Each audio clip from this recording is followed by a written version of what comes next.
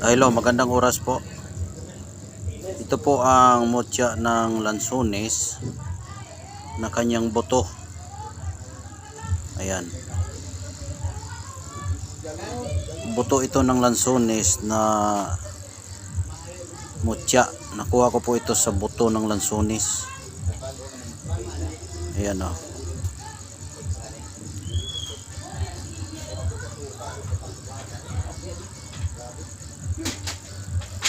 Yan po ang kanyang buto.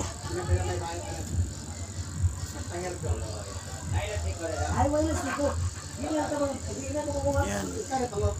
Bago ko lang ito nakukuha. Ayan, bago lang ito nakuha.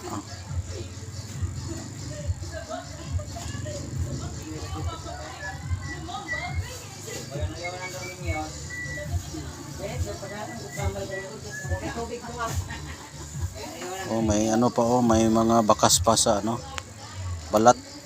Habang binalatan ko yung lansones, habang binalatan ko, ito po yung kasali sa laman niya. Oh, kasali po ito sa laman. Ayan, napakaganda po. Ang kulay po ng lansones kasi ay puti siya na kristal, pero ito kakaiba. Parang brownish siya na brown na may kulay gray. Ayan, kakaiba ang kanyang itsura sa pagkabato niya na laman ng lansones. Pero yung isang buto,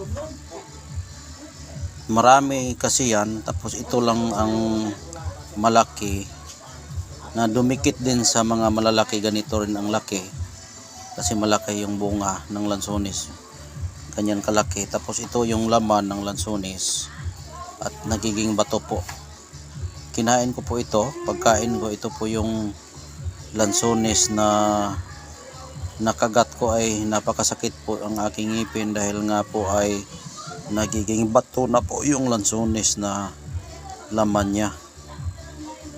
Kaya may bakas pa at yung dinaanan ng kanyang balat ito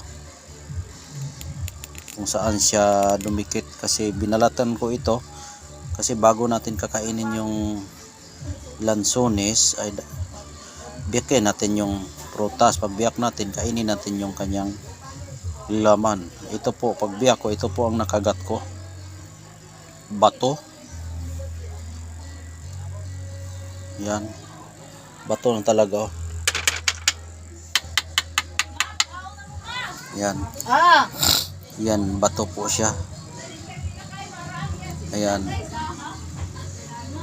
Ayan, napakaganda po itong gamitin sa pampaswerte sa pamumuhay. Ito. Kasi yung, oh, tingnan nyo, oh.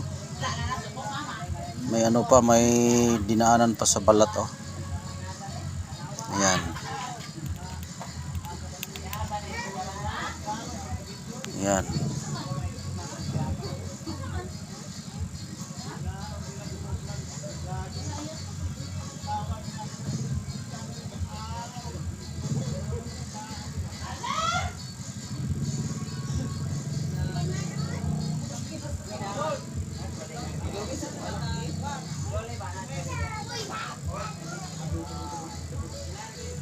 Ayan po ang mutya ng lansones.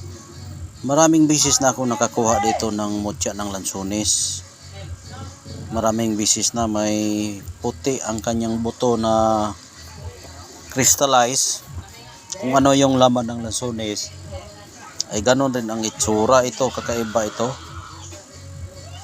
Kasi ang itsura lang niya yung buto at kasabay na po yung laman, pero ang kulay iba. Kulay niya ay iba. Brown na may pagka-gray. Ito, brown na may pagka-gray. Kaya kakaiba talaga ito. Kakaiba. Kaya ito na lang ang binigay sa atin dahil siguro ay naawa sa atin yung mga gabay natin.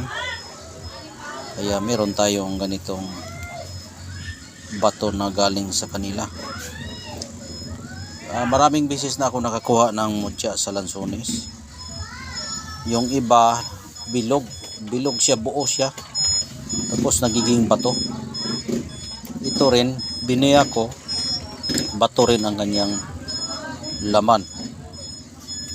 Kaya ito ang mutya niya na nakuha ko. Yan. Dili lagi na mahulog. Yan po ang lansones natin na kakaiba. Kaya ang gamit po sa lansones ay